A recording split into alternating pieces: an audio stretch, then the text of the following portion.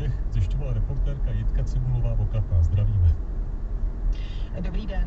Ta situace není všude stejná, co se týká nemocničních lékáren v okresních městech. Tam mají základního penicilinu, amoxicilinu a nurofenu, tedy léku pro děti na horečku, většinou dostatek. Pokud nemají konkrétní lék, který lékař předepsal telefonicky, s ním řeší případnou náhradu léku jiným antibiotikem, které momentálně k dispozici je. Co se týče lékáren velkých řetězců, tam se nedá říct plošně, jsou, nejsou léky, je to různé místo od místa. Každopádně podle mluvčího Benu Marka Hubače jsou závozy dílčí a ne v takovém množství jako běžné. V malých lékárnách je situace o něco horší, někde nemají základní penicilin od 30.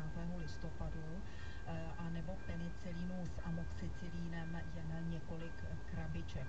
Obtížné je v těch menších lékárnách sehnat i nurofen pro děti na snížení horečky. Některé lékárny vyrábějí čípky, ale